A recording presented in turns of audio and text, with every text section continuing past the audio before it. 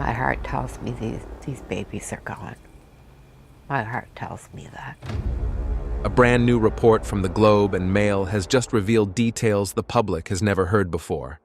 And the person speaking out is none other than the paternal grandmother of Lilly and Jack Sullivan. After 3 months of silence, she has decided to break it, calling for a full public inquiry to expose what Nova Scotia's Child Protection Services and government did, or failed to do, before the children vanished. But that's not all. The article uncovers chilling details. A mysterious visit from child protection workers, government memos blacked out entirely, and photographs of young Jack with unexplained bruises. Could these be the overlooked clues? Or are they the key to solving one of Canada's most unsettling missing children cases?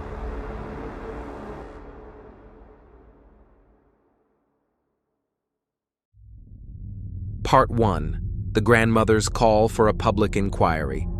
It has been more than 3 long months since 6-year-old Lilly and her 4-year-old brother, Jack Sullivan, vanished from their small community in Nova Scotia.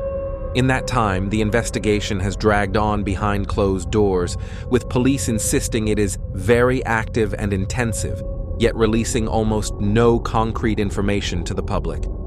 Families in Pictou County whisper about what could have happened. The rest of Canada watches, waiting for answers that never seem to come. Now, a new voice has stepped forward, one that cannot easily be ignored. Belinda Gray, the children's paternal grandmother, has broken her silence. She is not just speaking to reporters. She is making a direct appeal to the public.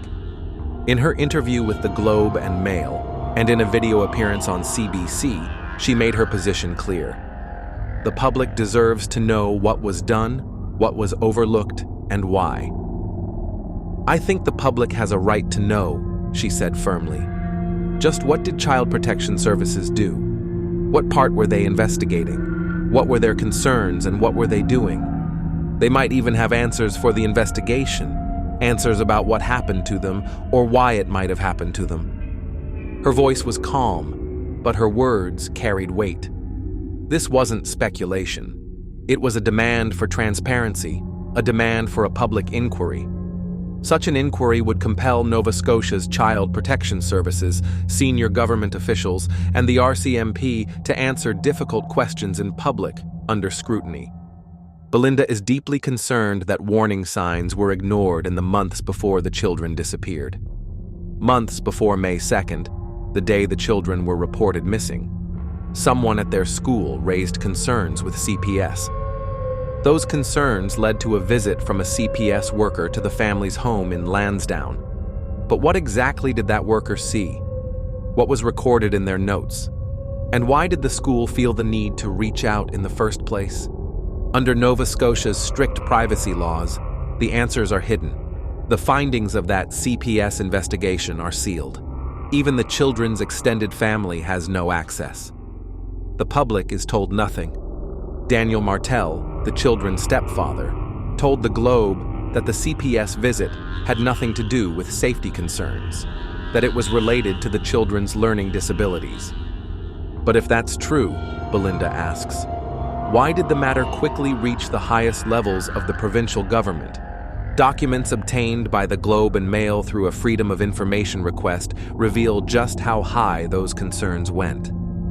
On May 2nd, the very day Lilly and Jack were reported missing, a manager within CPS wrote an internal memo about the children. That memo was sent directly to senior government bureaucrats, including Craig Beaton, the Deputy Minister for Community Services. 18 days later, on May 20th, the same CPS manager prepared another, longer memo about the children. The contents of both memos? Completely blacked out.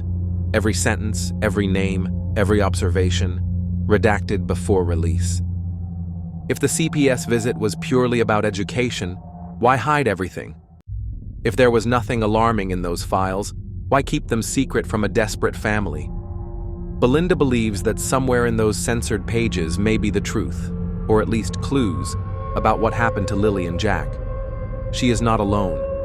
Other family members have their own unanswered questions, and their frustration mirrors her own. Her concerns don't stop with CPS. She also questions the RCMP's actions in the earliest days of the investigation. Why did it take weeks to follow up on certain tips? Why were some relatives, like Jack and Lily's maternal grandfather, Henry Brooks, not interviewed until well after the disappearance? Henry Brooks himself has voiced his frustration. Speaking to the Globe in late May, he revealed that RCMP had still not reached out to him for a formal interview. He also shared that his daughter, the children's mother, Malehia Brooks Murray, had been planning to leave Daniel Martel for months before the disappearance. Was this relationship turmoil relevant to the case? If so, was it explored quickly enough? Meanwhile, RCMP maintain that there is no evidence the children were abducted and continue to defend their decision not to issue an Amber Alert. Staff Sergeant Rob McCammon has stated that all potential leads are being meticulously scrutinized, prioritized, and actioned. But for Belinda, words are no substitute for answers. Her public appeal is not just about two missing children. It is about whether Nova Scotia's child protection system and the RCMP acted with the urgency and transparency that such a case demands. It is about whether the systems designed to protect children are actually doing so, or whether they are failing in ways the public is not allowed to see. Belinda Gray is not a politician. She is not a police officer. She is a grandmother whose grandchildren have vanished, and who now wonders if crucial chances to protect them were lost. By speaking out, she has placed public pressure on the very institutions that, for now, hold the answers in their files. And until those answers come to light, the questions will only grow louder. Part 2. The Unexplained Injuries. In the weeks and months after Lilly and Jack Sullivan disappeared, photographs of the children began circulating online and in the media. Most of these images were innocent snapshots, smiling faces, first days of school, playful moments captured for family and friends. But some of them stopped people in their tracks. One, in particular, showed 4-year-old Jack with a large, dark bruise on his face. The image raised immediate questions. Where did it come from? How did he get hurt? And perhaps most importantly, when? Daniel Martel, the children's stepfather, told the Globe and Mail that the injury was caused by Jack's sister, presumably during rough play. He did not provide further detail. No one could confirm the exact date the photo was taken, or whether the incident was documented anywhere by medical staff or school personnel, but that wasn't the only concerning image. A second photograph posted on the Facebook page of Jack's elementary school on December 13th, 2024, showed the little boy on a class trip. This time, the injury was even more striking. A clear black eye, the kind of mark that would be difficult to miss and impossible to ignore. When asked about that photo, Daniel Martel did not respond. There was no explanation given. These images, two separate instances of visible injuries to the same child within a span of a few months, have fueled public speculation and family concern. Could these have been innocent accidents, the kind that happen to active young children? Possibly. But could they also point to something more troubling, something that should have triggered deeper investigation? That question remains unanswered. For Belinda Gray, the children's grandmother, these injuries are not just background details. They may be central to understanding what was happening in the months before the disappearance. In her interview, she posed a direct question. Was it only Jack who showed signs of injury, or were there also concerns about Lily? Her suspicion is shared by others. Henry Brooks, the children's maternal grandfather, has his own doubts about the environment in the home. He revealed that his daughter, Malehia, had been trying to leave Daniel Martel for months before the children went missing. Whether the injuries and the family tensions are connected is something only a thorough investigation can determine. But here is where the frustration deepens. If the school noticed these injuries, and we know at least one of the photos was taken during a school trip, what actions were taken at the time? Was CPS notified? Was any follow-up conducted to ensure the children were safe? We know from Part 1 that someone at the school did, in fact, contact Child Protection Services months before the disappearance. But was that call related to these injuries? And if so, what did CPS find? The answers are locked away in redacted memos, hidden from both the public and the family. It is entirely possible that CPS investigated and found no cause for concern. It is equally possible that they noted issues but were unable or unwilling to intervene. Without transparency, speculation fills the void. These questions are not just about what happened in the past. They are about whether opportunities to protect Lilly and Jack were missed. In many child protection cases, repeated unexplained injuries are a red flag, an indicator that something in the environment may be unsafe. They are a signal to look deeper, to ask hard questions, and to act quickly. If those questions were asked, we don't know the answers. If they weren't asked, the public has every right to know why. The black eye photos have become a focal point in online discussions of the case. For some, they are proof that warning signs were present. For others, they are ambiguous. Troubling, yes, but not conclusive. What is clear is that these images have added urgency to the calls for a public inquiry. Because if visible injuries like these did not trigger immediate, thorough action from child protection authorities, it raises a deeply uncomfortable question. What will it take for the system to act before it's too late? For now, the photographs remain frozen moments in time. Snapshots of a little boy whose future, like his sister's, is shrouded in mystery. The explanations, if they exist, are hidden in case files and memories that have yet to be shared. And until they are, the shadow cast by those bruises will remain, not just over the Sullivan family, but over the entire investigation. Part 3, the CPS visit and the redacted reports. Long before May 2nd, the day Lilly and Jack Sullivan were reported missing, there was already a shadow over their home in Lansdowne, Nova Scotia. That shadow took the form of an unannounced visit from a worker with Child Protection Services. According to information published in the Globe and Mail, the visit was prompted by concerns raised by someone at the children's school. Exactly what was reported, we do not know. What the worker saw inside the home that day, we do not know.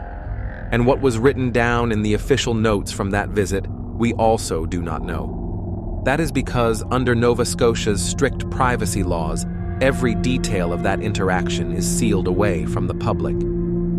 Daniel Martel, the children's stepfather, told the Globe that the CPS visit had nothing to do with safety or welfare concerns, that it was solely about learning disabilities.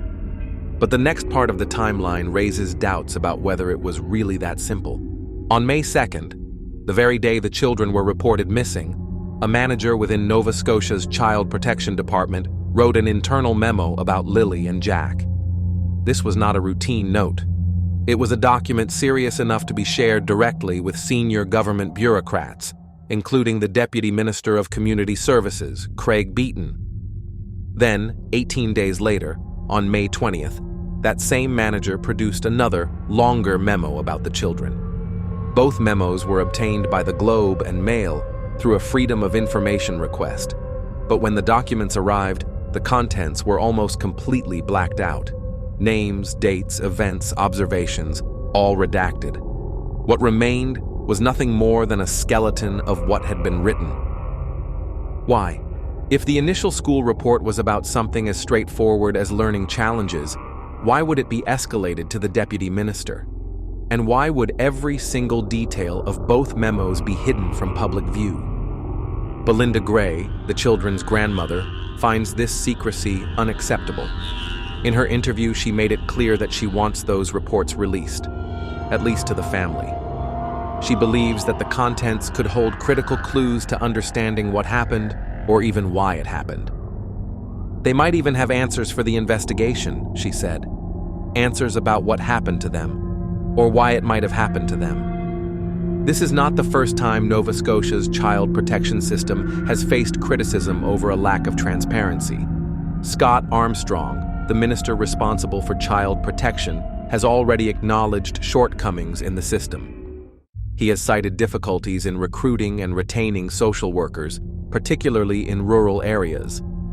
And while he has promised reforms, including creating an office of a child and youth advocate, those promises do little for families who are waiting right now for answers. For Belinda, reforms on paper are not enough. She wants to know exactly what led the school to contact CPS in the first place. Were there visible injuries? Was there a behavioral change? Was it something Lilly said? Or something Jack didn't? The redacted memos are at the center of this storm. They represent not just information withheld, but a wall between the truth and the public. And when that wall stands in the middle of a case involving missing children, the silence only fuels suspicion. In cases like this, the first hours and days after a disappearance are critical. Information gathered before the disappearance can help establish patterns, identify risks, and rule out or confirm potential suspects. If CPS had relevant observations and shared them immediately with police, those details could have been used in the early search. If they didn't share them, or if the information was overlooked, that could have delayed the investigation in ways that cannot be undone. The RCMP insists they are meticulously scrutinizing every piece of information.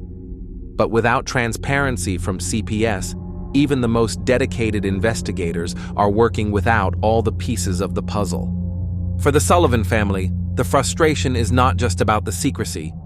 It's about the possibility that these redacted pages contain the answers they have been searching for since May. And until someone in authority decides to lift the veil, those answers will remain hidden in black ink. Part 4. RCMP delays and missed opportunities. In any missing children case, the first hours are the most critical.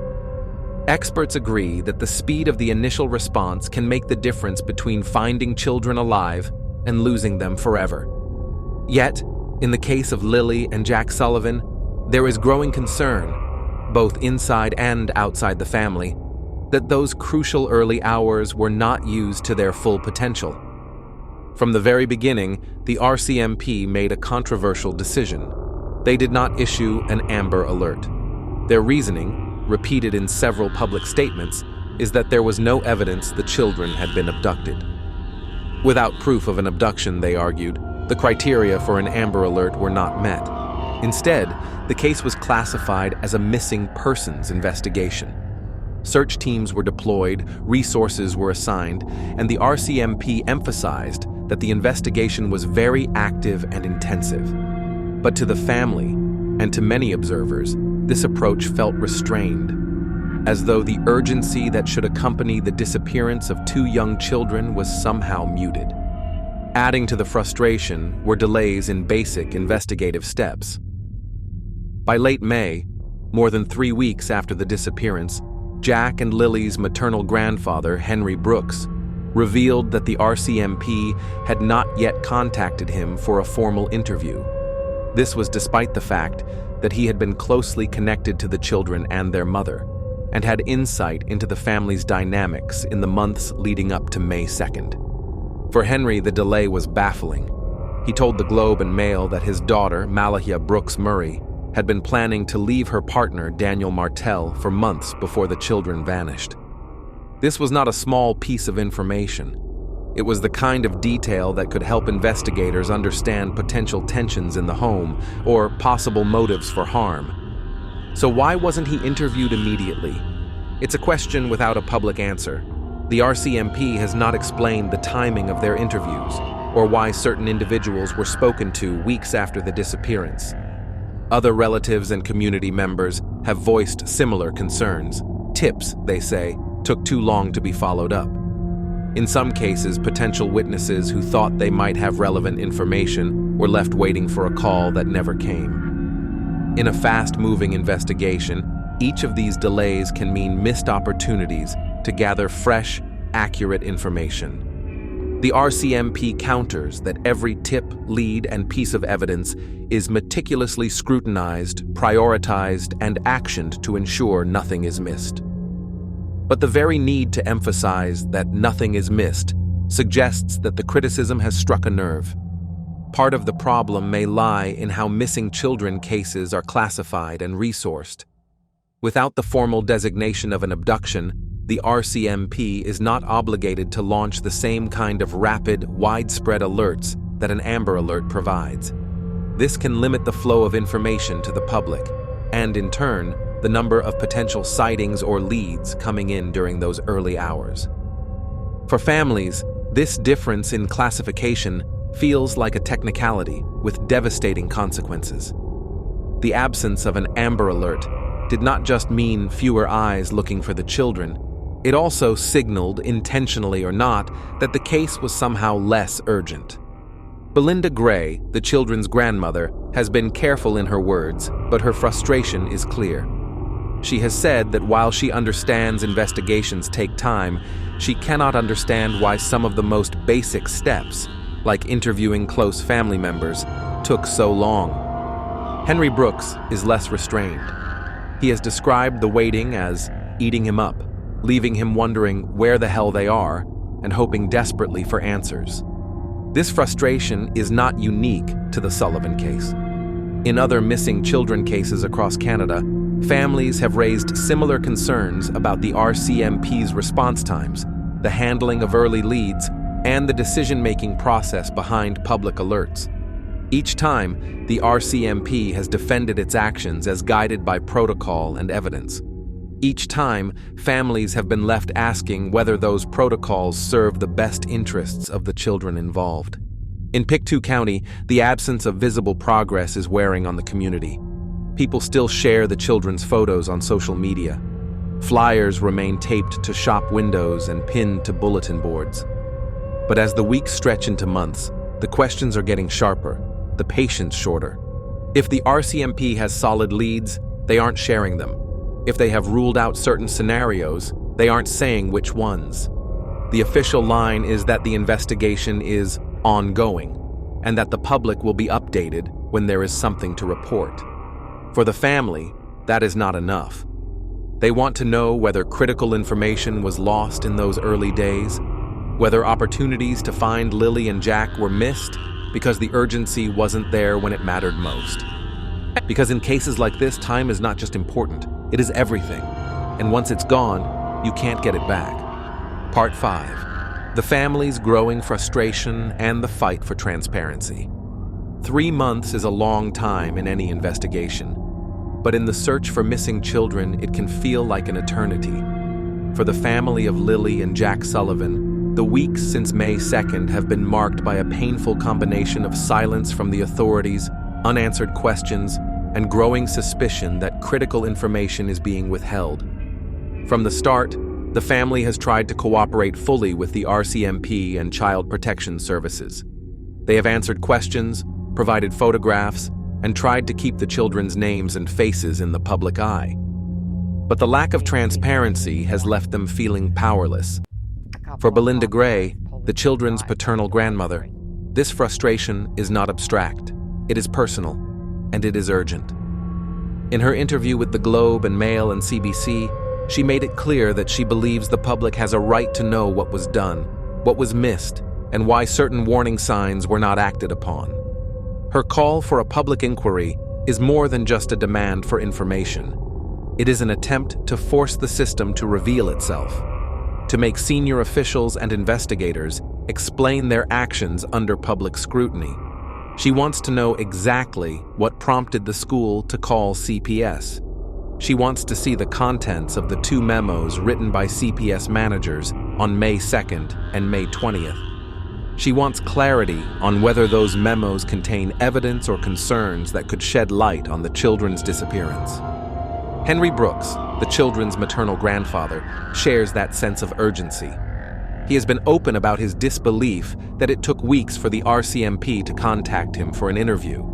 He has also revealed that his daughter, Malehea, had been planning to leave Daniel Martel for months, a detail that, in his view, should have been considered from the very beginning. These aren't just the complaints of grieving relatives.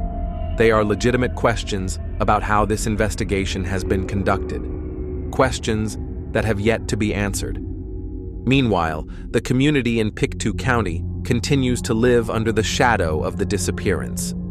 Posters with the children's faces are still taped to store windows and community bulletin boards. Social media groups remain active, sharing every scrap of news, every rumor, every theory. But as time passes without official updates, the focus is shifting. People are no longer just asking, "Where are Lilly and Jack?" They are also asking, "Why don't we know more?"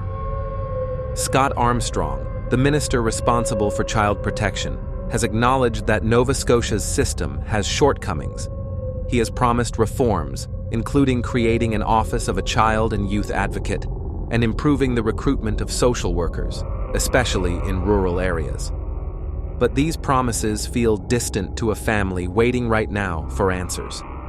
They do nothing to lift the veil of secrecy around what was known before May 2nd, or how that information was acted upon. The RCMP, for their part, insist that the investigation remains active and that no stone is being left unturned.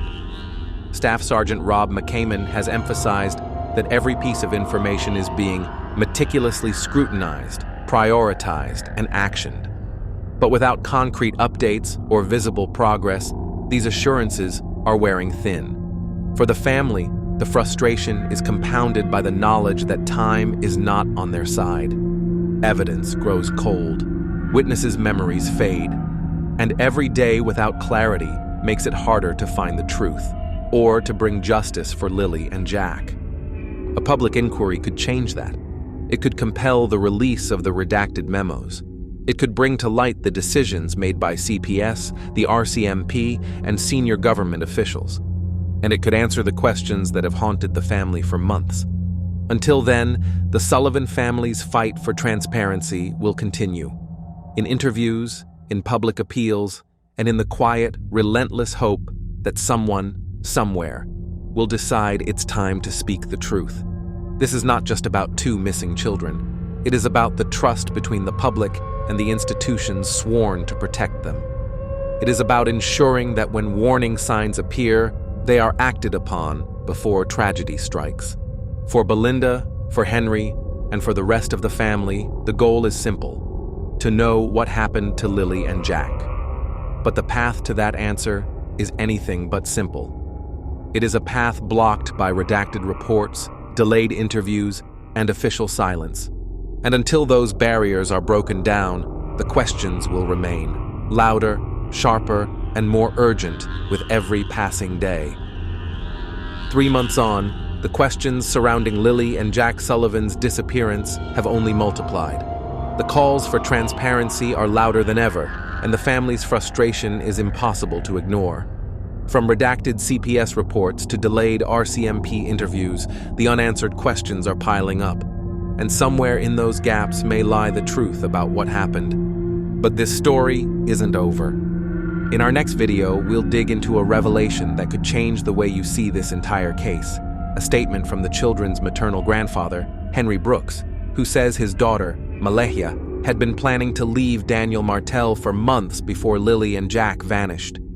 Could this detail be a key to understanding the family tensions that preceded the disappearance? And if so, why wasn't it investigated sooner? Make sure you subscribe to True Child Cases and turn on notifications so you don't miss it. Leave your thoughts in the comments below. What do you think is hidden in those CPS reports? And how do you believe it connects to the truth about Lilly and Jack? Because one thing is certain, until every voice is heard and every record is opened, the search for answers will continue.